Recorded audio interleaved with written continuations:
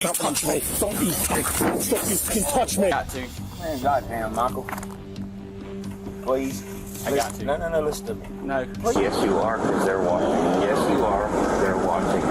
You've been compliant. Can I at least cuff you in the front? You're killing me. These were shocking reality checks when officers had to put duty above friendship. Let's start with this case out of Bradley Beach, New Jersey, where an officer had to slam his own police chief onto the hood of a car during an arrest. I'm not saying you aren't. I just want to make sure your head is in the fucking problems that we need to be aware of. I can't get any. Can you tell me your first name at least?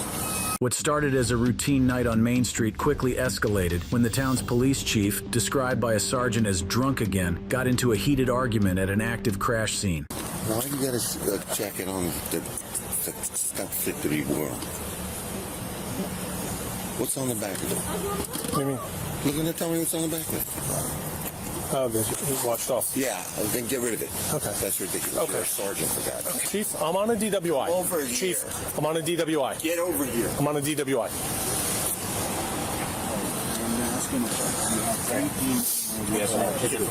Chief, I'm working. I don't have time to argue about a jacket, okay? The officer told the chief he was handling a DUI, but the chief didn't back off. He kept ordering him to come over. From there, things escalated fast. Hey, don't you touch me. Don't you touch me. You have a problem?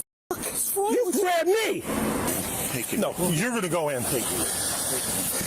Drunk again. Whose keys are these? They're mine.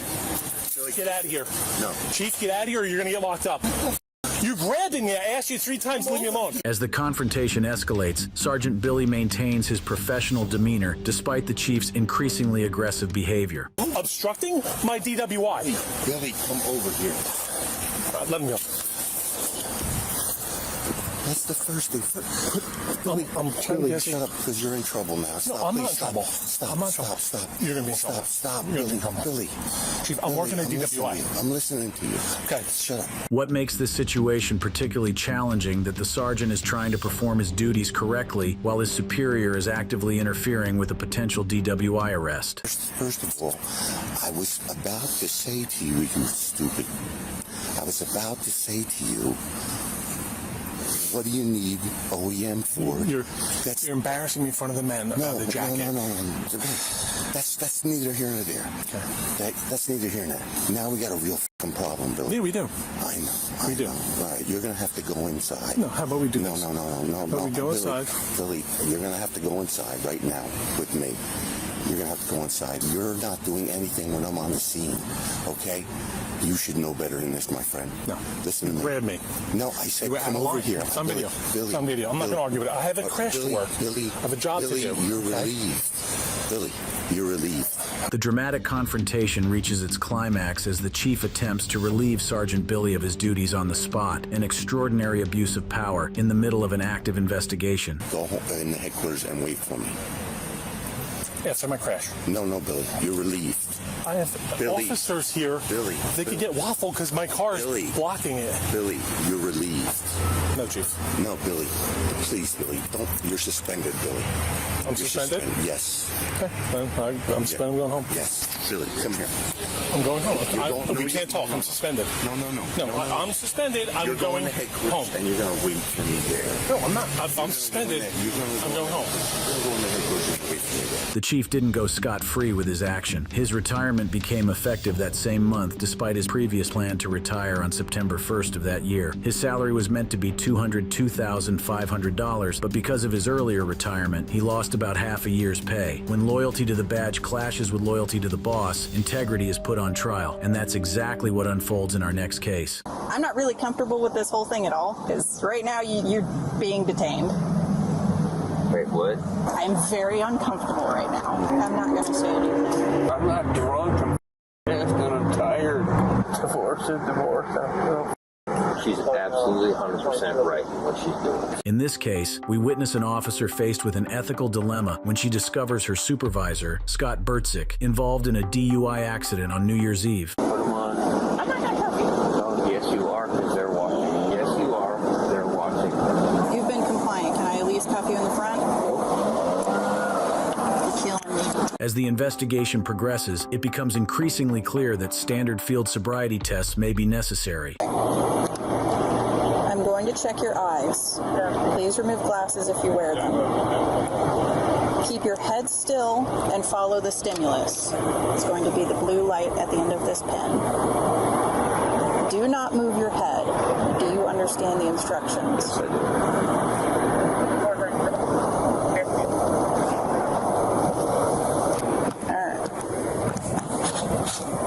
We're going to do the walk and turn now. So, if you could, I'm going to have you stand on that white line. Go ahead and face me. The field sobriety test continues with the walk and turn test, a standard procedure to establish potential impairment. The lieutenant complies with all instructions. All right. You're going to put your left foot on the line. Put your right foot in front of it with your right heel touching your left toe, keeping your hands at your side like so. Leaning. Just leaning. Okay. I'm trying to find the most flat spot. I'm trying. Right. But I mean, it's leaning. But Here, let's do it this way. I'm good. Throughout the test, the officer ensures conditions are fair, searching for level ground to conduct the test properly. Go ahead and stand here.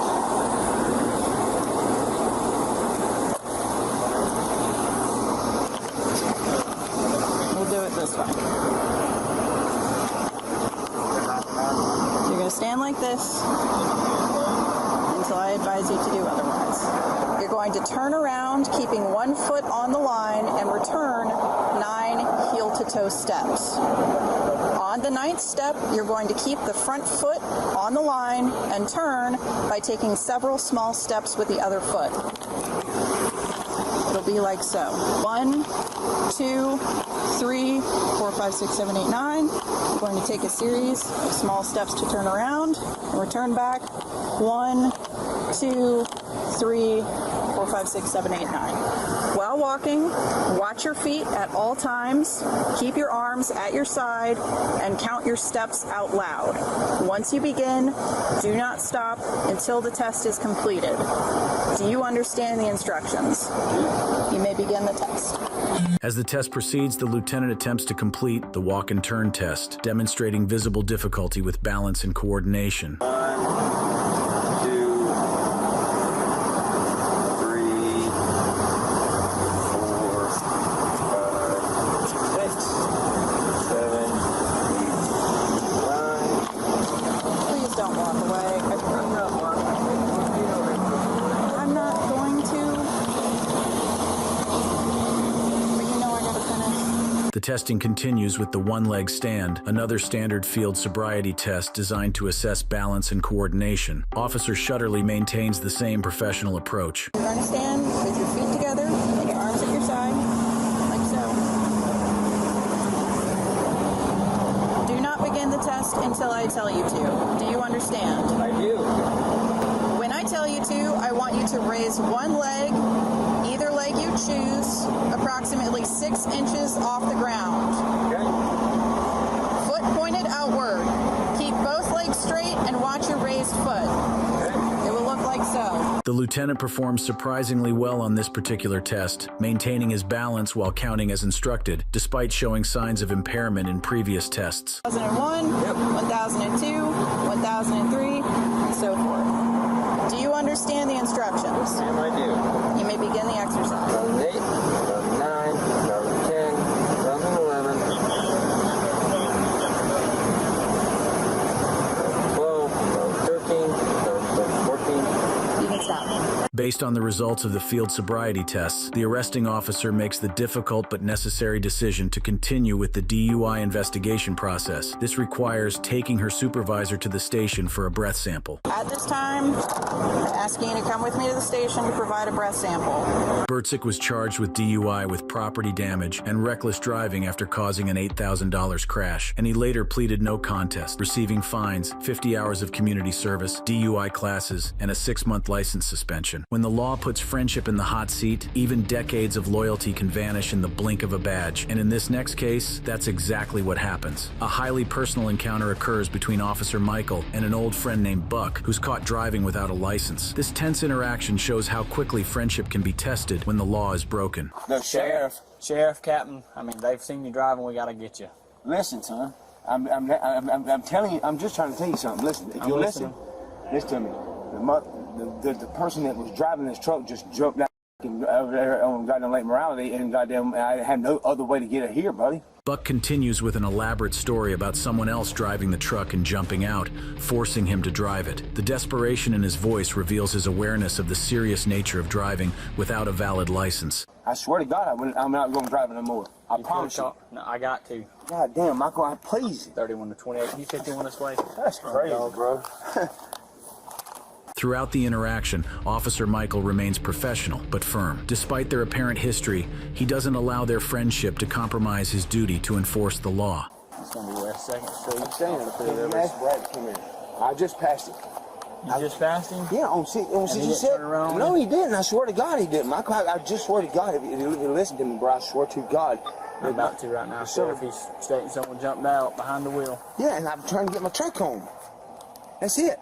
But you can get a driver's license in the state of Florida, dude. That's how bad it is. No, I can, too. I got a multi-felony. No, listen to me. This exchange reveals that Buck has a history of driving violations so severe that he's unable to obtain a driver's license in Florida. Despite this, he continues to drive illegally. I get a hardship, bro. That's what I'm saying. You got an ID card? No, I don't. Listen, You got anything? No, they jumped out and I had to get the some bitch was in the middle of the road, bro. Swear to God, listen, I had to get it out of the road, bro. I mean, what was I supposed to do? Leaving the road waiting for traffic to hit? Let Kevin or someone with a license pull it off. Nobody, he ain't got one. That's what I'm trying to tell you, Michael. I wouldn't listen to me. I never would. When'd y'all get these oysters? Buck then invokes a hypothetical scenario involving the officer's mother to justify his actions, a personal appeal that attempts to leverage their relationship. I could not leave that truck in the middle of the road for a safety hazard. I know this.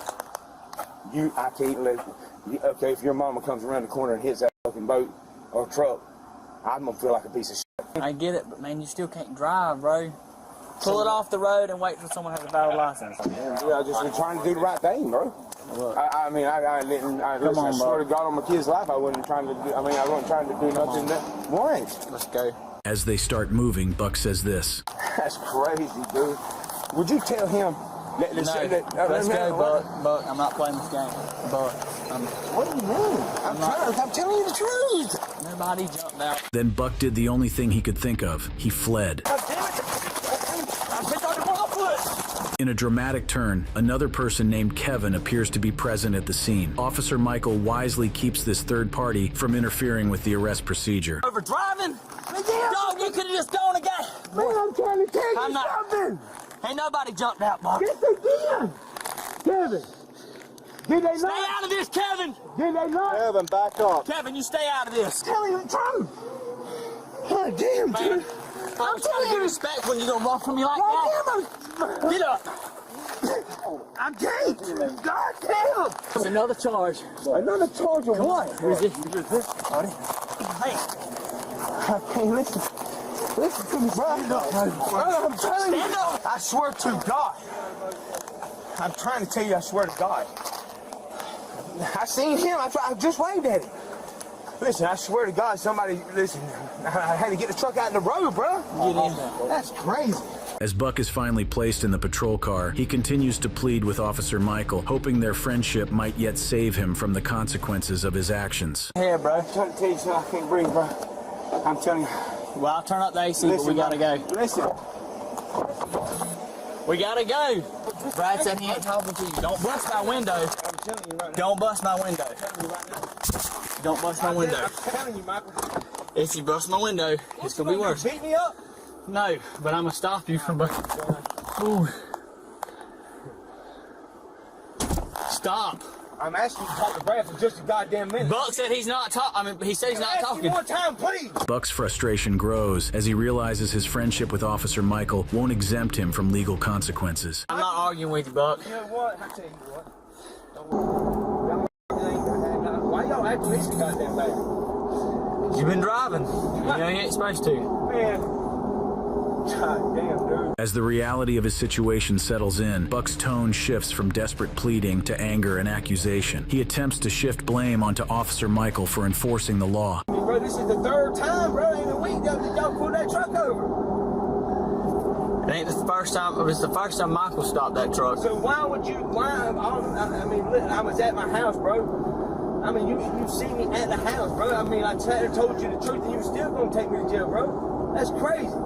Seeing you behind the wheel, I'm not explaining That's anymore, crazy, but though, but you see me at the house, bro. I told you I had to get the truck out of the road. There's no public record of what happened to Buck after this. When friends with no real authority try to play cop, things can spiral fast, and in this next case, they do. I'm investigating something, right? And if you refuse to give me your driver's license, I can detain you and arrest you. Okay, detain me then. Okay. Turn around. No. Don't resist. Don't resist, man. No. Hey, knock it off. In our next case, we witness a tense confrontation between a New Mexico State police captain and a security guard who overstepped his authority by attempting to pull over an off-duty officer. The incident began when a security guard, Ronald Portillo, allegedly used emergency lights to pull over a driver on Interstate 40. What the security guard didn't realize was that the driver was an off-duty New Mexico State police captain. Sorry to bother you, but this guy's been following me. And so I know who it is. Okay. So I understand you were slowing traffic down on the highway? No. You sure about that? 100%. Can you go ahead and pull that up, please? How you doing, sir? What's your name? In charge. I'm in charge. Sergeant. Okay. Afterwards, Portillo began to immediately display an uncooperative attitude. Instead of complying with basic identification requests, he challenged the officer's authority. Have your driver's license, sir? No, I'm not giving it. You have that. Okay. Well. I'm in charge of this right now. Okay. We're in charge of what? I'm charged with this property and the other properties. Okay, and that's fine. The responding officers attempted to investigate the incident professionally, explaining that they needed to identify all parties involved. Despite their reasonable approach, Portillo continued to resist. But over there on the highway, where you lit up cars and you were using your car like a police car. There's no proof. Okay, hear me out. I'm investigating something, right? And if you refuse to give me your driver's license, I can detain you and arrest you. Okay, detain me then. Portillo's defiance escalated the situation, forcing the officers to place him under arrest. Knock it off. Knock it off. Let go. I haven't done anything wrong. Don't, man. Stop I haven't pulling done away. anything Stop pulling wrong. away. Don't do it. Knock it off. Well, then why are you resisting? Now you're resisting arrest. Now you're resisting. Could have just gave me your ID. I gave you ID. Could have given me your driver's license. The officers maintained their professionalism throughout the encounter. They then proceeded to interview the off-duty captain to understand what had occurred on the highway. So, whenever he was over there, and I was just like, I was sure, like, I didn't want to make him, like, obviously I was tailing him all the way around the building. Yeah. So he knew I was following him. And it was like, once he got out over here, he was way over there. I stayed right here. That way it was obvious distance where he comes up. And whenever he comes up in front of me, he turns on his lights again. I can't get it right now. Like, I'm letting you know verbally, I am New Mexico State Police, going to stop. He said, I don't care. And that's whenever I stepped in front of his car. Yeah. And he goes to start backing up. He almost went in the hole. Yeah. He goes to continue to back up. I told him, just stop. I have state police officers on the way. And he refused. But the biggest issue is, like, and that was his whole thing. I'm on private property. The interstate wasn't private property. You did that on private, or on the state highway. And that's where I kept telling him, and he referred to, and he said he owns this. While security guards have certain authorities on private property, public highways fall under the jurisdiction of state law enforcement. So traffic's backed up. He's causing the backup because he's staying in the left-hand lane right at, like, 64, 65-ish. And I go to pass him on the right. As soon as I go to pass him, he turns on all of his lights, and that's whenever I see for the first time he has blue lights in his front visor. The pattern of turning emergency lights on and off demonstrated a deliberate attempt to use law enforcement authority that Portillo did not possess. This behavior is particularly dangerous as it can confuse drivers and create hazardous traffic conditions. Once he realized I was staying behind him, and there was, he can't even say I was tailgating him, because there was a black vehicle in between us, and he hits the lights again. Like, and that's whenever I can clearly see that his back window, it's not tinted, it's just dirty as hell, probably from the dog. And that's whenever I see the red lights in the back, and then he turns them off. Like multiple times, he's just like using his lights as like back away from me type of thing, like we do. When confronted by the officers, Portillo attempted to justify his actions by claiming the captain had been tailgating him. His explanation, however, did not address his use of emergency lights on a public highway. So he started following me and started getting close and getting close. I asked him to show his ID, and so I started backing up. I don't know what his problem is, but he followed me, he tailgated me, and he decided to call you guys. That's it. I do, but that's if I did something wrong, though. So I had a guy. We didn't accuse anything. We simply stated we were completing an investigation. Right. We had just started. We need to identify who you are and who that is. The officers went ahead to make it clear why the officer was detained, and he uttered a small apology. Yet, they weren't convinced. So you're 100% crystal clear. My name is Nicholas Carlson. Okay. The issue behind all of this is, like, you acted in a way that made me think that you were Bernalillo County Sheriff's Department whenever you were on the highway. That's the problem. That's why I immediately moved to the right, and then you shut him off. So I'm like, okay, this is weird. Number one, dude doesn't have a license plate, and now he's turning his lights on at me. The initial charge of impersonation against the security guard was dismissed on a technicality, but it was refiled under New Mexico's impersonation statute section 30-27-2.1, showing the offense is taken seriously and could lead to misdemeanor penalties if convicted. If you found this video very interesting, click on any of the cards on your screen to check out more trending police cam videos like it.